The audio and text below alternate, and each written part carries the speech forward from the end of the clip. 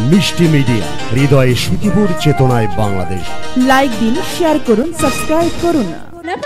তাহলে চলো আমরা সেই গুরুদেবের সেই মণিটা খেয়ে আমরা যে ভুলটা করেছি এই ভুল কখনোই মাফ হতে পারে না। চলো পাখিরা, আমরা সেই গুরুদেবের কাছে গিয়ে ক্ষমা চেয়ে নিব, তাই না?